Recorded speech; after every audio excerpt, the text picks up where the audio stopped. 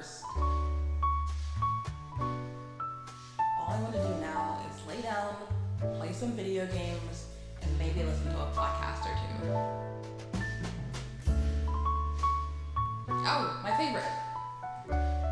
Welcome back to the most generic flesh and blood podcast on the planet. Yes, it is, and I'm your host.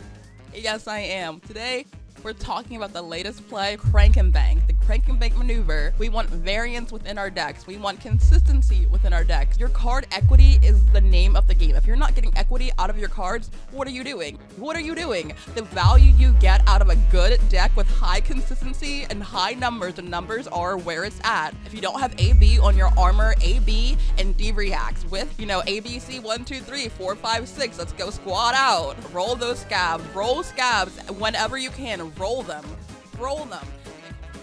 Alright, so I'm just going to start off by saying that it helps to know these terms, like why I'm making this video, right? Like what's the point of this? Because one, I was confused all the time when I first started learning this game, and the more terms I learned, the better I could understand what people were saying to me, which is nice, but it'll also help you as a player better express what's going on in your own deck, in your own hand. I think if you have the vocabulary to express what the issue is, like if you can say, I'm not winning because my deck's consistency and variance ratios are off, like pop off, king, like speak your truth. It'll help you communicate what you're struggling with. First word is meta.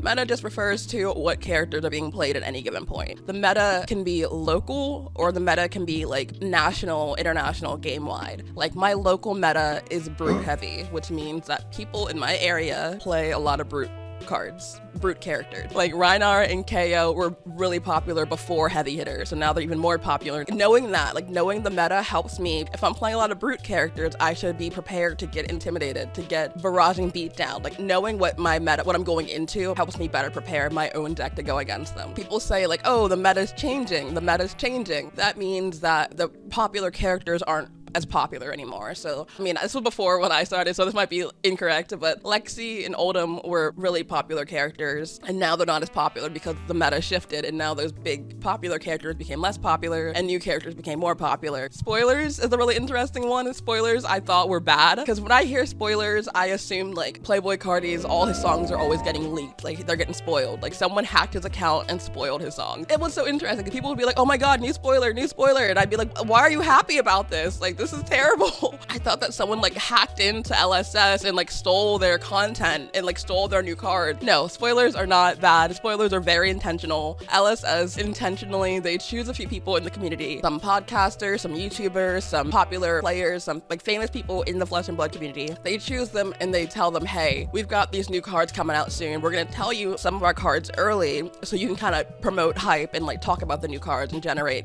interest that way. For the last set, heavy hitters, a lot of people made like really fun like gladiator type of content. In each skit, it ended with the card that they were designated to spoil. Some people don't want to see spoilers. Some people want to just go into their first event and just know nothing and kind of build on the spot. If you're going to talk about spoiler cards, should you warn people ahead of time, because some people don't want to know what the new cards are before they're out. Okay, time for acronyms, right? LSS is Legend Story Studios. That is the creator of the game Flesh and Blood. LGS, local game store. I live in an area that has a lot of LGSs. Honestly, like if I could make it work, I could go to like 7 armories a week. And there's some people in some areas that don't have that luxury, and they can maybe get to one armory an hour away because they don't have any events nearby. Right now I go to one, mainly because of my weird schedule, but you can go to more, obviously. AB is Arcane Barrier, so some characters like Dromai and, hold on, let me get this right. Dromai, Briar, and maybe also, what's her face? Levia. Sorry. And Kano. Oh my god, Kano. Vincent. Oh my god, there's so many that can do this. Where most characters, they use swords or axes or guns. Some characters use magical damage instead. So you need special equipment that can prevent arcane damage. They call that arcane barrier, or AB for short. CC is a classic constructed. It's a play style of the game. It's the most popular one from what I understand. There's Blitz and there's CC. CC is the longer, more competitive format, not to be confused with CNC, which is Command and Conquer. CNC, it's a really powerful card. Most decks have it. I think like 90% of people who I've ever gone up against have had this in their deck. If I'm planning out a big attack and I've got a card in my arsenal and I'm gonna use that card to pop off and then you destroy my arsenal, I gotta rethink my whole strategy because that was my whole plan for my next turn. So CNC is really disruptive. Disruptive is another word, and that means it disrupts the flow of battle. So cards that have on hits, which is another term, on hit is something that happens when you get hit. You take damage and you get hit with this frailty token or whatever. If this hits you, this bad thing happens. It's generally considered worse to have an on hit. Most people would rather just take 10 damage, just take the damage, because the on-hit's gonna mess up your next turn. If the on-hit effect is that you get poisoned by blood rot, I'm gonna have to make sure I budget my next turn more carefully so I can afford to pay off the blood rot tax or whatever. Poppers are cards that can kill dragons, essentially.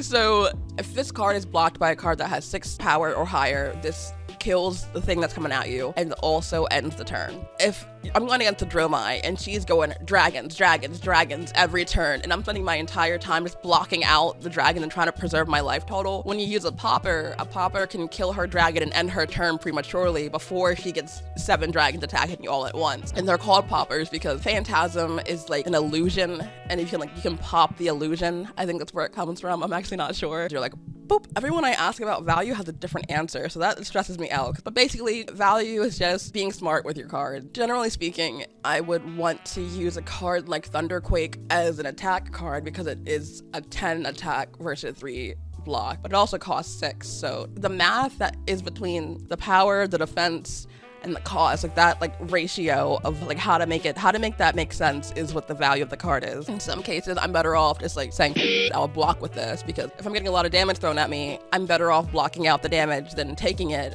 and then being unable to actually set up a turn next time. In the case of Thunderquake, I would need 6 resources, which means 2 blues. So if I take damage and then I don't have 2 blues to turn around and send the damage back, I was better off blocking it than taking the damage, in theory. Of course, that doesn't always apply. In the beginning of the game, the game state, new word, game state is what's happening here, what's going on, who's high, who's low, what's in your pitch zone, what's in your graveyard, what's in your deck. You don't have to know every single card, but it kind of helps to know, like in Blitz, you can have 2 copies of each card. In CC, you can have 3 copies of each card. So you can kind of do a little bit of math, like a little bit of card counting. If you know that this player has played a pummel, you can assume they probably have more pummels in their deck. Early game versus late game. Early game, I've got 20 points of health on me. I've got lots of room to play around. So early on, I might just take your 5 hit, because 5 points of damage isn't that big of a deal when I've got 20 to work with, as compared to the late game where I've got like 3 life points left. If you hit me with 5 points of damage, I'm going to die. Game state later on is a lot more precarious. Okay, consistency is how often your deck does the same thing. If I want to play a Guardian who can send out big attacks, how many times am I actually sending those big attacks? If I'm trying to send out Thunderquake and all my deck is red, I'm not going to be able to get that Thunderquake out. So it's mostly making sure you can pay for the things you want to do. If I have one turn where I can't pay for anything, that's okay. But if you have if every single turn I play, I can't do what I want to do because I can't afford it, that means I gotta figure something out. Or as a better case, my Azalea deck. Some games I'm popping off 15 arrows, 15 dominate with poison on it. I know I said 15, but if this was the actual arrow I was sending over, this would be 17 points of damage. And I'm also gonna mention real quick pumps and buffs. This board right here, the card in the middle is the arrow I'm sending. It's coming in for 5 on its own, and then all the stuff around it, those are just extra cards that I'm using to buff up the arrow, pump it up, buff it up to make it stronger. If I have games like that, I'm going crazy. I'm sending these giant arrows and people are dying and it's amazing. And then some games, the best I can do is a 3 arrow, which they can block with 1 card. And that's what I'm averaging, is little arrows that aren't doing any damage and not getting any on hits. So that means my deck is not consistent. It's not doing what I need it to do every single time. Matchup, that's a good one. Matchup is who you're playing against. Some characters are better against others. No character is great at everything. That'd be really broken. in theory, there shouldn't be anyone that can win every single match every single time. That would be really unfair. Rangers normally have trouble with Guardians. Guardians normally have trouble with like mechs, because mechs are really fast. Guardians are kind of slow. In theory, I don't know. I'm just kind of making up things, actually. I've heard that, but I could be getting them backwards. Don't trust me. Like I said, I was just making stuff up here. I don't know what's actually good and what's actually bad against what. Here is a chart that I'm posting on March 3rd. So this is as of March 3rd, which characters are good against what other character. An up-to-date list is on February. The link is going to be here, and it's going to be like in the description too. But now you can actually see like real life matchups and not rely on my word. So everyone has people who they're good against and who they're bad against. If I suit my deck to be really good against one, that means it's gonna be a lot worse against another. LL is Living Legends, to make it fair so no character is killing everyone instantly. It's a system that LSS put in place. If a character is winning a lot of matches, that's good. We want them to win. If they're winning every single match, they're gonna fly up this list to the very top. And once they're at the top of the list, they get, I think 500 points or 1,000 points or something, they're banned. They're illegal in this format. And I can think of a couple. I think Prism was one. I think Dash was one. I think Kasai was one. Dash is not on the LL list, but she's kind of close to the top. She's not out. She is legal in all formats currently, from my understanding, but she's really close to the top of the list, so she might be out really soon, depending on how this season goes. I also wanted to say that losing your character to Living Legends freaking sucks. Like, if that's my main character, and they're the only character I've been practicing for the past, like, 2 years, and suddenly I can't play them anymore, that'd be really annoying and terrible. The character does come back normally, from what I understand, so, like, at one point, Kasai was banned. She was not playable, but with heavy hitters, they brought in a new Kasai. So like they brought the character back and they changed her ability a little bit. So old Kasai could do one thing. This new Kasai can do something different. They nerfed her a little bit, but not that much because she's still winning games. So Kasai is fine. Elo and XP are phrases that Elo I actually don't know much about. I think Elo is more for competitive players. So if you are more familiar with Elo, tell me, because I don't really know how that one works. XP, I do know that is when if you win a game, you get XP, and the more XP you have, that kind of affects how you get ranked for your next matches. So if I have a lot of XP and I'm going at someone with low XP, if the person with low XP beats me, they gain more XP because that means they beat someone who is better than them, and that boosts them up. Whereas if I'm going against someone who has lower XP and I win, I'm not going to gain that much XP because, you know, they're maybe newer or maybe they're like inexperienced. So me beating them isn't that impressive. It's all done by the gem system. Gem is what makes people's matchups. Gem is who assigns you who. So if they say like gem luck, if I'm an Azalea player and I want to avoid Guardians, I'm hoping that the gem system doesn't pair me against any Guardian. I know it's a bad matchup for me, so I'm hoping that the gem gods don't put me against people who I know I'm not a great matchup for. Types of decks, I'm actually not going to touch this one because someone else made a video in February that really covered, you know, control decks, aggro decks, defensive deck, combo decks, and I think it's really essential to know these terms because I thought I was playing aggro. I was not playing aggro. I thought aggro just meant you hit a lot. No, aggro means you hit and you don't really care about your block. And I'm not that player. I like blocking. I like being able to kind of keep my life points high. And if you play aggro, you're playing on the edge. Aggro players, they don't care. If you hit me, no blocks, no blocks, no blocks. And I can't live like that. That gives me nightmares. That makes me so anxious. So this other YouTuber made a whole video about playing aggro, playing control, playing defensive, and what that means. So I'm gonna link that here because it was really good and really helpful for me. People always just love to shorten phrases in this game.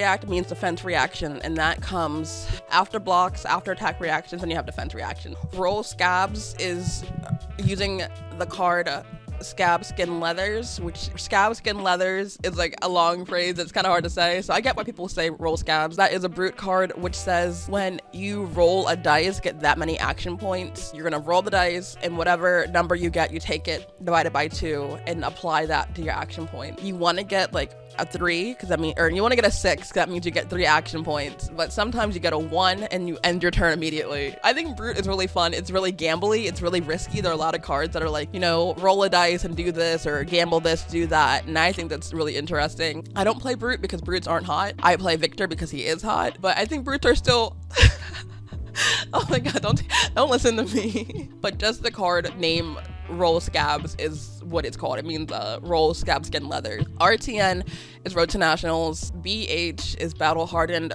ProQuest and ProTour, there's the calling. Funny story about the calling, I didn't know that it was open. I thought you had to be invited, like you had to qualify to go to the calling. So when all my friends were going to the calling, I had assumed they all were like invited because they're all really good players. I didn't know they were just going just to go. If I had known it was open to anyone, I would have tried to like go as well and like go to have fun. When I'm listening to podcasts or watching videos, people just, oh yeah, we did 4-0 at the B8. That doesn't make sense at first, but they're just saying they won 4, lost none at the local Battle Hardened. That's to be translating for you. So those are just names of events that you hear competitive players talk about. There are some terms for drafting, which I think are interesting. Drafting is like its own format. There are pretty much,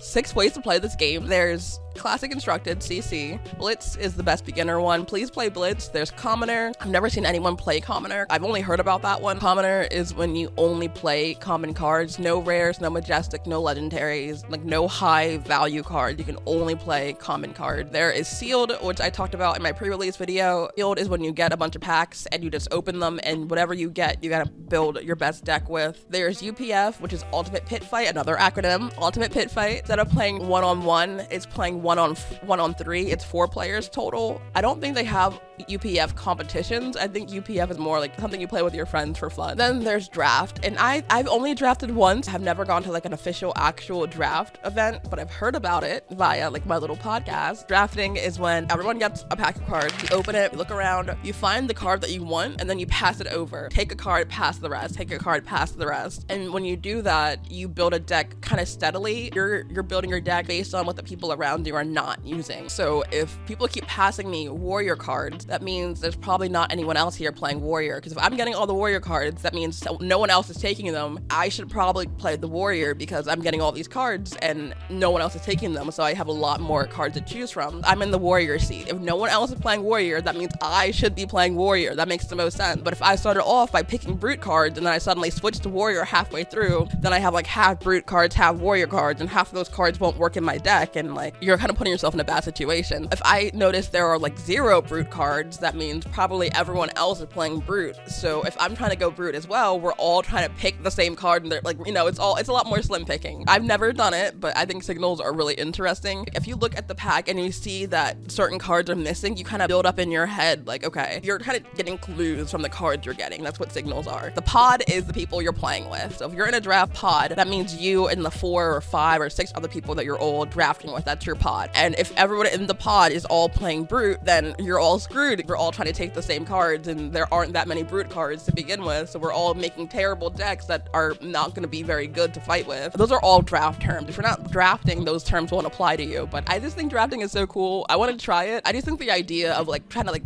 pick out clues and that just sounds really interesting and fun. Decklist, I guess. Your decklist is your list of cards. For some events, you have to bring your deck list with you ahead of time. I had to print out a copy of all the cards I was going to play, and I had to bring it along with me, mostly to ensure that I'm not cheating. If I'm saying I'm bringing these cards, and then suddenly I start having all these new cards, and people are like, whoa, where'd those cards come from? That's not on your list. And you can also have digital deck lists, which is also really good. If you go onto Fabrary, everyone's deck list is there, so you can kind of see how other people are playing it. Thank you so much for watching. I hope that helped. I hope you learned something. If I did mess up, let me know. Like, comment, also like and follow and subscribe and all that stuff. Mostly comment, because if I was incorrect, I want to make sure that people aren't learning off that information, Like, again, thank you so much for watching. I appreciate you. Have a great night. Wash your hands.